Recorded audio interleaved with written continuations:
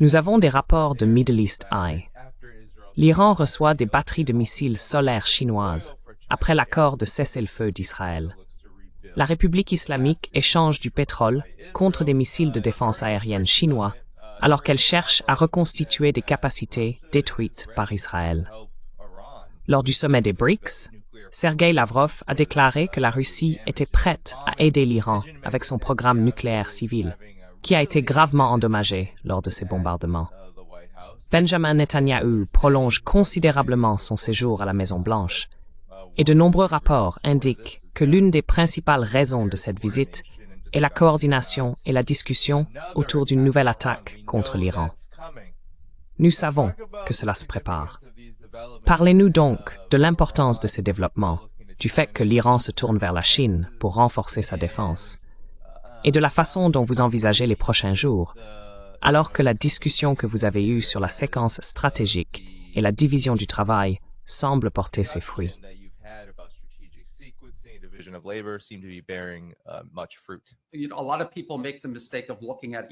Beaucoup de gens commettent l'erreur de considérer chacun de ces conflits isolément. Tout cela fait partie d'un seul et même objectif géopolitique poursuivi par les États-Unis. Encore une fois, il s'agit d'établir, de maintenir et d'étendre leur primauté mondiale. Chacun de ces conflits est lié aux autres. Les États-Unis essaient de renverser le gouvernement iranien. Il ne s'agit pas de leur programme nucléaire, il s'agit d'un changement de régime. C'est une question de changement de régime partout. Ils veulent un changement de régime en Iran, en Russie, en Chine. Et au minimum, ils veulent contenir ces pays. Mais en fin de compte, ils veulent les subordonner et les contrôler, les capturer politiquement.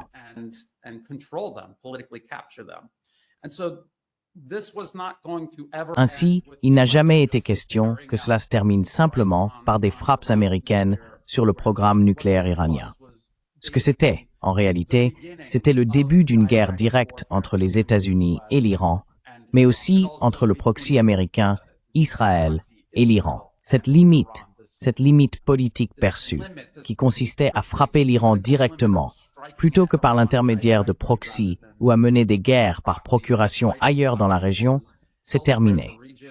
Il s'agit désormais d'une guerre directe. Et oui, ce concept de séquençage stratégique et de division du travail est la manifestation du fait que des gens à Washington et à Wall Street prennent conscience des limites de leur pouvoir, de l'émergence d'un monde multipolaire et de la réalité qu'ils ne disposent pas d'un pouvoir militaire, économique, politique ou diplomatique illimité.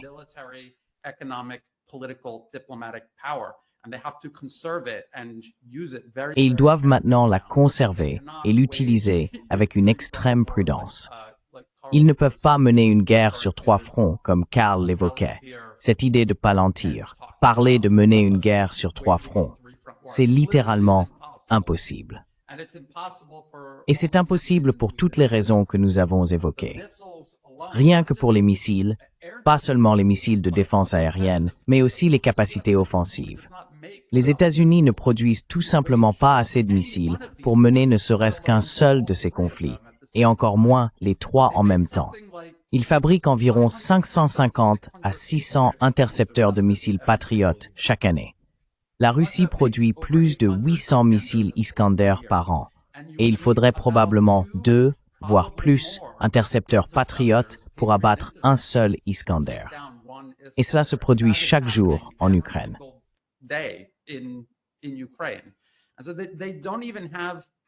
Ils n'ont donc même pas la moitié des missiles dont ils ont besoin, rien que pour l'Ukraine. Encore moins pour mener une guerre contre l'Iran au Moyen-Orient, et certainement pas pour mener une guerre contre la Chine dans la région Asie-Pacifique. Donc Danny, tu parles de ce qui va se passer en Iran.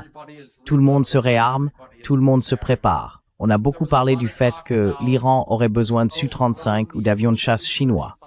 Ce n'est pas réaliste. Il y a une raison pour laquelle l'Iran a choisi la défense aérienne et les missiles balistiques. C'était l'option la plus réaliste qu'il pouvait choisir et qui serait efficace face aux capacités militaires des États-Unis et d'Israël.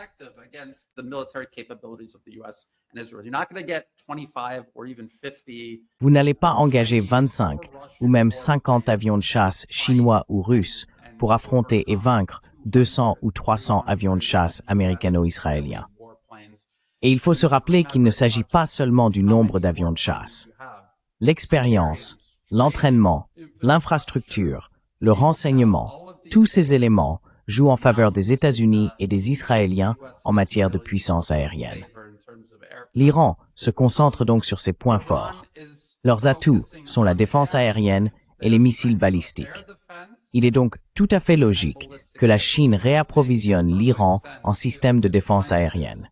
C'est parfaitement logique. C'est ce qui fonctionne, et ils en ont besoin davantage. Et s'ils en obtiennent plus et reçoivent de l'aide pour leurs missiles balistiques, cela va mieux rééquilibrer la situation en leur faveur.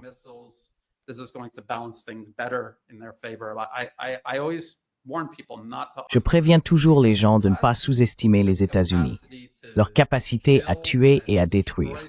On les a sous-estimés en ce qui concerne la Syrie et la façon dont la Russie et l'Iran étaient tous deux surmenés à cet égard. Et la Syrie est désormais un terrain de proxy. Et Karl a dit que les États-Unis ne pouvaient pas envahir l'Iran au sol.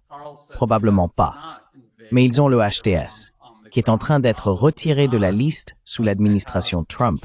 Littéralement, Al-Qaïda en Syrie est en train d'être retiré de la liste. Et pourquoi, à votre avis? Pour que les États-Unis puissent les armer et les soutenir ouvertement dans une guerre par procuration contre l'Iran directement ou contre ses alliés dans la région.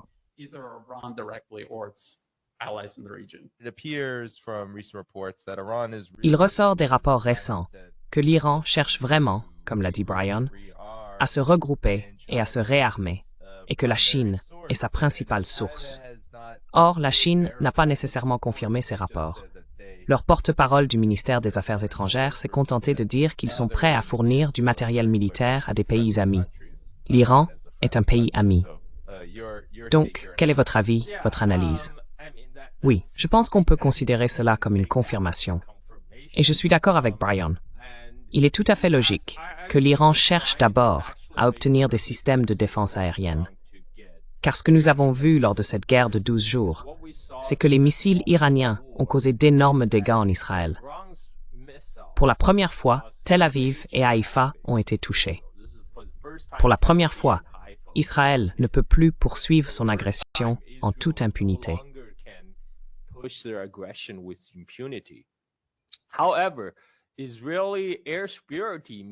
Cependant, la supériorité aérienne israélienne signifiait que des F-35 israéliens patrouillaient dans les airs à la recherche de lance-missiles du côté ouest de l'Iran. Évidemment, ce n'est pas idéal, car la capacité de l'Iran à infliger des dégâts à Israël est l'une des principales raisons pour lesquelles Israël a fini par demander un cessez-le-feu. L'Iran doit donc s'assurer que ses lance-missiles sont protégés. C'est là que l'Iran a un avantage, car il dispose de dizaines de milliers de missiles. Mais s'ils ne peuvent pas déployer leurs lance-missiles par crainte d'une attaque aérienne israélienne, cela pourrait poser problème. En ce qui concerne la défense aérienne, il faut se rappeler que l'embargo international sur les armes visant l'Iran n'a été levé qu'en octobre 2022, n'est-ce pas?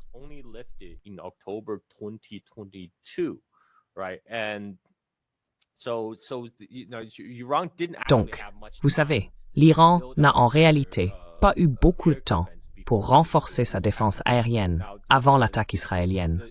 Maintenant, vous savez, je sais qu'il y a des discussions sur les raisons pour lesquelles la Russie n'a pas livré de S-300 ou de S-400, mais il faut comprendre qu'en ce moment, la priorité de la Russie, c'est l'Ukraine. C'est une question existentielle pour eux. C'est là-dessus que la Russie se concentre. Tandis que la Chine, selon les médias occidentaux, fait face à la question de la surcapacité, n'est-ce pas? Pour la Chine, fournir ces systèmes de défense aérienne ne pose aucun problème d'approvisionnement, contrairement aux États-Unis, qui doivent fournir des intercepteurs de missiles à Israël. Comme Brian l'a encore souligné, les États-Unis ont déployé le système THAAD pour protéger Israël. Ces batteries THAAD, radars, lanceurs, tout compris, coûtent chacune $1 milliard. Avec un baie, et chaque missile THAAD coûte entre 12 et 13 millions de dollars. Between 12 to 13 million dollars. And pretty soon it adds up to real money. Et très vite, cela finit par représenter de l'argent réel. Et la production prévue par les États-Unis pour les intercepteurs de missiles THAAD était énorme. 12 pour l'année 2025. Alors devinez quoi? Israël vient de tirer plus qu'une année entière de missiles THAAD. Je veux dire, ils ont tiré plus qu'une année d'approvisionnement de missiles THAAD au-dessus d'Israël en l'espace de 12 jours. Et il n'y a aucun moyen que les États-Unis puissent suivre ce rythme pour approvisionner Israël. Et il y a une véritable contrainte de ressources à cause du contrôle des exportations de la Chine sur les terres rares.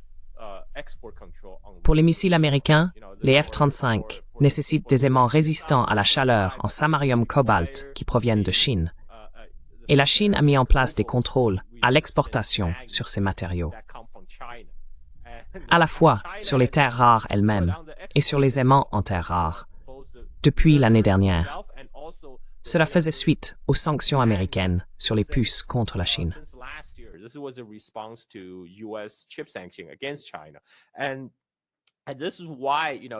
Et c'est pour cela, vous savez, que Trump s'est vraiment emporté. Et puis finalement, lors de leurs négociations commerciales à Genève, puis à Londres, ils ont trouvé un accord. La Chine a accepté d'accorder des licences d'exportation pour les terres rares et les aimants en terres rares aux constructeurs automobiles américains, n'est-ce pas?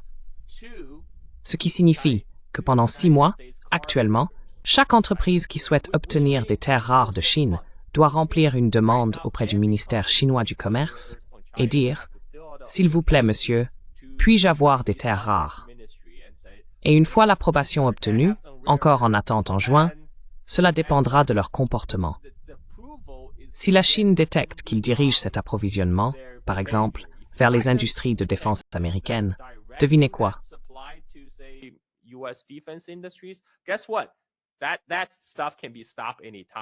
Ce genre de choses peut être arrêté à tout moment. Et aussi, vous savez, pour les personnes qui s'en inquiètent, il y a une différence.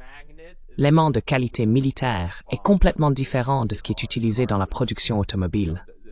Vous savez, le F-35 nécessite beaucoup plus de ses composants de terres rares qu'une voiture ordinaire. Ainsi, ce contrôle des exportations chinois peut être très handicapant pour le complexe militaro-industriel américain. De plus, les États-Unis n'ont tout simplement plus la capacité industrielle pour faire face à l'épuisement du matériel sur les champs de bataille, que ce soit en Ukraine ou en Israël. C'est d'ailleurs pour cela qu'Israël a recherché la paix. Mais d'un autre côté, à cause de la soi-disant surcapacité chinoise, ils n'ont aucun problème.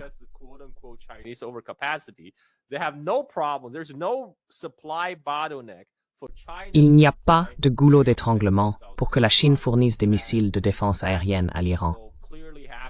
Et cela va clairement se produire, parce que j'étais un peu sceptique. Mais lorsque le ministère chinois des Affaires étrangères déclare « Nous sommes prêts à partager nos réalisations avec des pays amis », je pense que c'est pratiquement une confirmation. Et c'est en fait assez énorme. La Chine, la Russie et l'Iran faisaient déjà partie des BRICS ensemble. L'Iran est un membre à part entière des BRICS. Mais maintenant, avec les échanges, avec les ventes d'armes, il ne s'agit pas simplement d'échanger du matériel contre de l'argent. Il s'agit en réalité de la construction de relations, car cela signifie désormais que les Iraniens devront se rendre en Chine pour suivre une formation.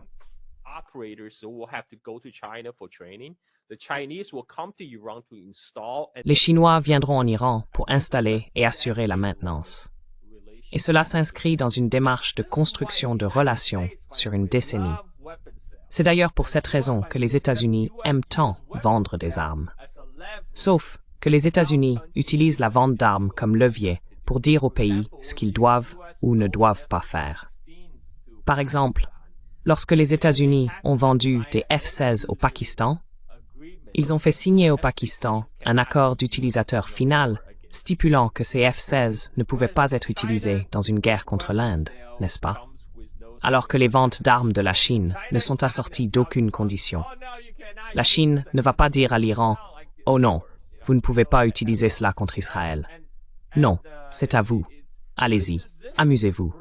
Et cela rapproche l'alignement entre la Chine, l'Iran et aussi la Russie, plus que jamais auparavant.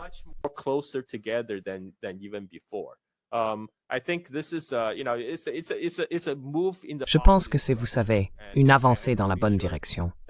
Et je suis assez sûr que cela met également les États-Unis et Israël en garde. Vous savez, l'Iran n'est pas seul. Oui, et Kaji, le moment de ces rapports n'est pas une coïncidence. L'Iran vient de subir une grande guerre d'agression. Et maintenant, l'Iran cherche de l'aide pour s'assurer que tout futur conflit, qui sera une guerre d'usure, comme Brian l'a clairement expliqué, ne sera pas une guerre rapide et massive.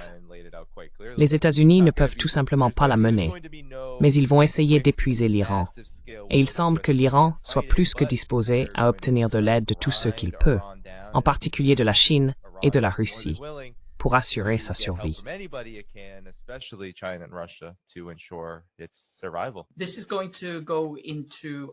Cela va se transformer en une guerre d'usure. Mais ce qu'il faut retenir, à mon avis, c'est une leçon très importante tirée de la Russie.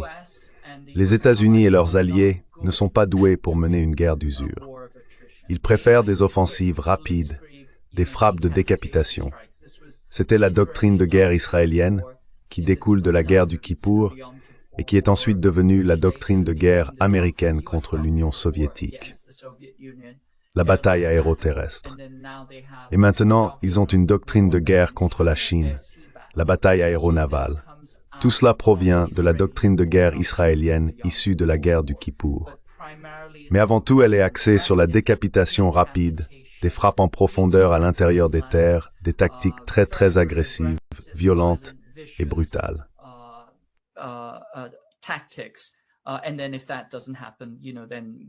Et puis, si cela n'arrive pas, nous voyons le résultat. Ils essaient de commettre un génocide. Mais il y a quelques points que je pense importants à souligner. Premièrement, la relation entre la Chine et l'Iran s'est développée au cours des dernières décennies, mais il faut considérer l'ensemble du contexte historique. Si l'on regarde cela, on comprend que l'Iran et la Chine entretiennent une longue histoire de très bonnes relations, remontant à la dynastie sassanide au XVIe siècle, il y a 14 siècles. La dynastie sassanide a trouvé refuge auprès de la dynastie Tang lorsqu'elle a été islamisée.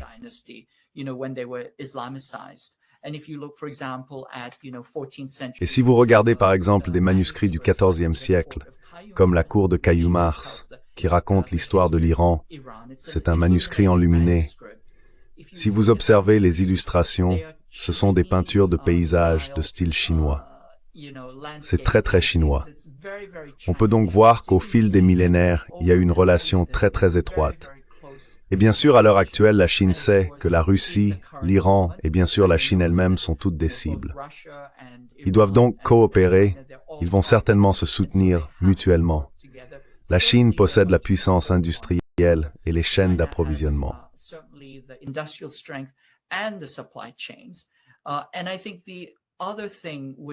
Et je pense que l'autre chose qui est très frappante, c'est que les États-Unis, en particulier Donald Trump, ne semblent pas comprendre le concept de chaîne d'approvisionnement.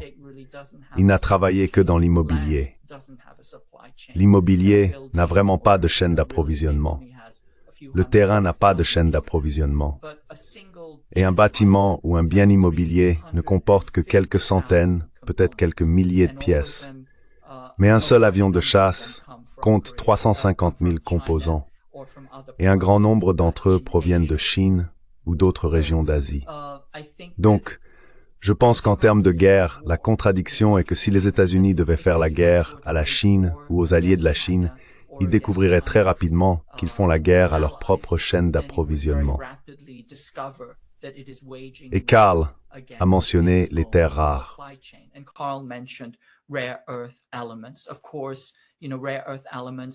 Bien sûr, les terres rares sont essentielles pour la technologie moderne, et notamment, vous savez, pour les aimants. Si vous chauffez un aimant, si vous voulez le démagnétiser, il faut le chauffer. Mais nous savons qu'avec des terres rares comme le samarium et d'autres, on peut créer des aimants capables de supporter des températures extrêmement élevées. Ils sont donc essentiels dans les composants d'armement. Ils sont également cruciaux tout simplement parce que l'ensemble de l'écosystème dans lequel nous évoluons, qui est électronique, découle de la force électromagnétique qui implique des aimants. Les aimants sont indispensables à la technologie moderne. Il y a donc une véritable méconnaissance des chaînes d'approvisionnement, des vulnérabilités, de la complexité de la guerre à ce niveau hybride, économique, logistique et des chaînes d'approvisionnement.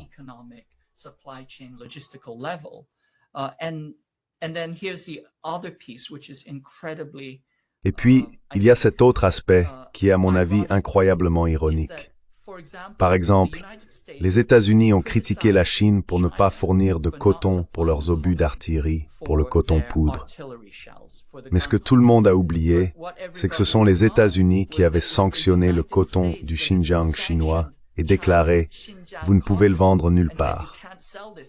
Et après avoir créé une pénurie mondiale de coton, ils ont alors dit « Zut, nous n'avons pas de cellulose pour le coton poudre destiné aux obus de 155 mm ». Et ils ont commencé à se plaindre que la Chine leur refusait le coton poudre. Encore une fois, c'est d'une stupidité incroyable, d'un manque de vision et d'une incompréhension contradictoire de ce à quoi ressemble une véritable compétition stratégique. Je pense que ce sont là les faiblesses des États-Unis, ce qui ne veut pas qu'ils ne soient pas assez fous pour continuer à accélérer vers la guerre.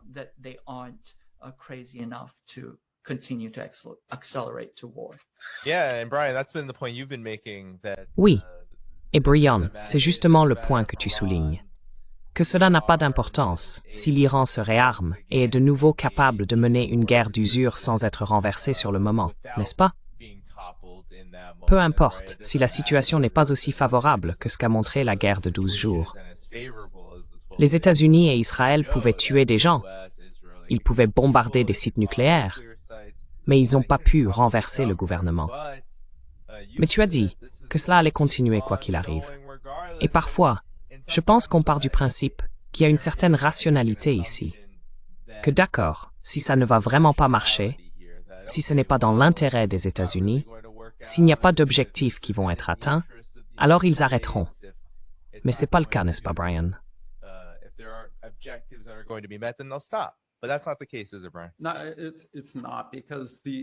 Non, ce n'est pas le cas, car tout le système sur lequel les États-Unis sont fondés repose sur les intérêts des financiers et des grandes entreprises.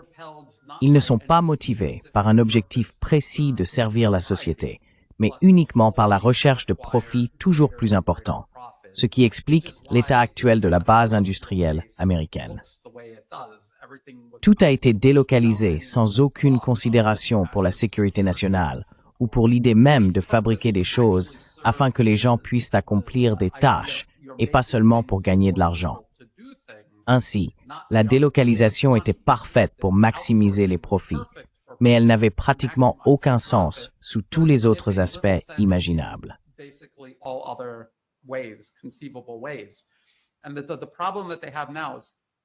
Et le problème auquel ils sont confrontés aujourd'hui, c'est que même s'ils essayent d'augmenter la production, toute leur base industrielle, et ils ont même publié un rapport, la stratégie industrielle nationale, dans lequel ils expliquaient qu'ils avaient toutes ces entreprises privées qui fabriquent des choses, et que s'il n'y a pas de signal de demande ni de justification économique convaincante, elles ne produiront tout simplement pas ces choses en quantité suffisante pour mener toutes ces guerres.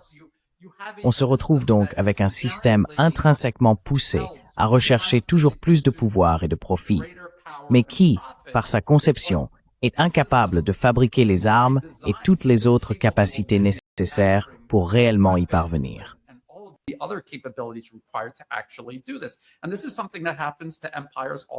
Et c'est quelque chose qui arrive aux empires tout au long de l'histoire.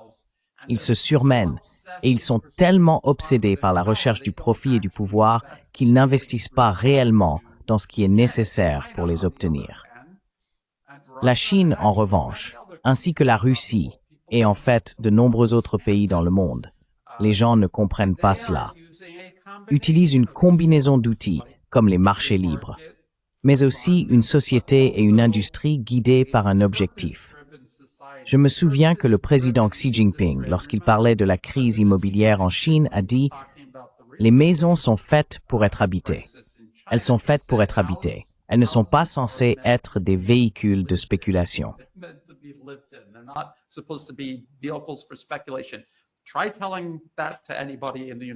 Essayez de dire cela à n'importe qui aux États-Unis.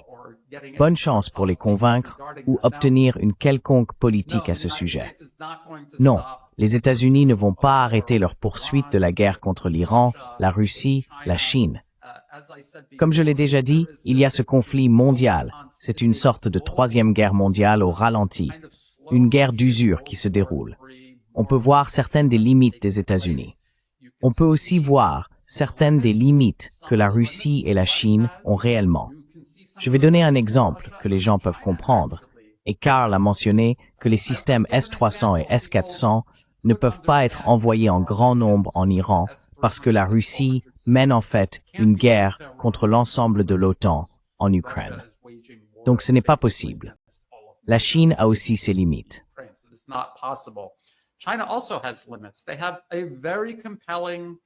Ils ont une stratégie très convaincante. Des accords qu'ils peuvent conclure avec toutes ces nations, des partenariats qu'ils peuvent former avec toutes ces nations. Les États-Unis n'ont littéralement aucune alternative à proposer.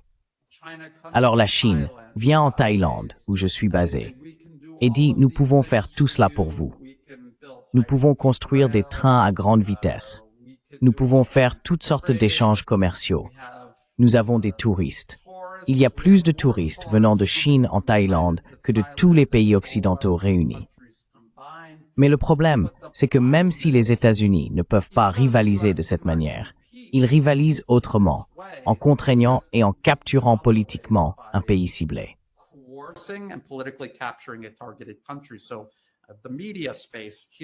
L'espace médiatique ici en Thaïlande est donc fortement contrôlé et influencé par les États-Unis, et la Thaïlande n'a pas la capacité de s'en débarrasser. Ils ont essayé, par exemple, de faire passer une loi sur les ONG pour empêcher le NED d'intervenir, et les États-Unis ont simplement exercé de plus en plus de pression sur le gouvernement thaïlandais jusqu'à ce qu'il soit contraint de l'abandonner. Ce genre de choses empêche les nations de s'orienter pleinement vers la Chine. Elles jouent donc en permanence un jeu d'équilibre, essayant d'empêcher les États-Unis de détruire leur pays. Mais il est aussi évident que la seule relation réellement durable qu'elles peuvent entretenir est avec une nation comme la Chine, dans le cadre du multipolarisme. Voilà donc le paysage géopolitique à grande échelle dans lequel tout cela se déroule.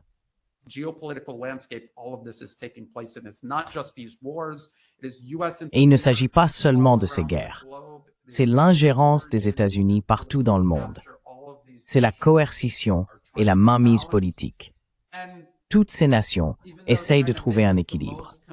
Et même si la Chine propose les opportunités les plus attrayantes, disons simplement des opportunités, un pays regarde cela, mais il considère aussi le fait que les États-Unis pourraient nous tuer. Ils pourraient me tuer. Ils pourraient m'imposer des sanctions. Ils pourraient déstabiliser ma société. Donc, même si les États-Unis n'ont rien à offrir et qu'ils investissent beaucoup moins d'énergie à déstabiliser le pays, leur forme de coercition est plus convaincante que, par exemple, la persuasion économique chinoise, la persuasion positive contre la coercition négative.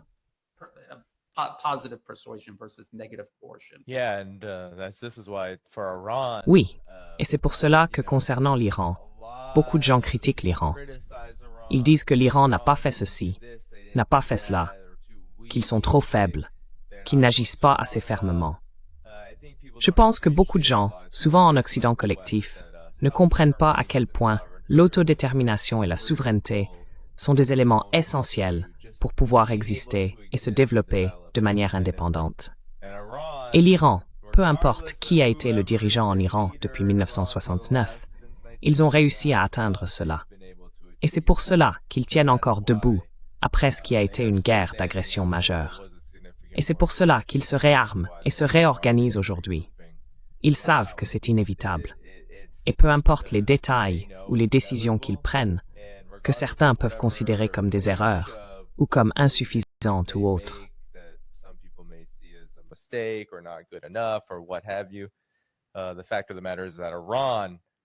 Le fait est que l'Iran ne tiendrait pas debout aujourd'hui sans sa souveraineté, compte tenu des sanctions de pression maximale.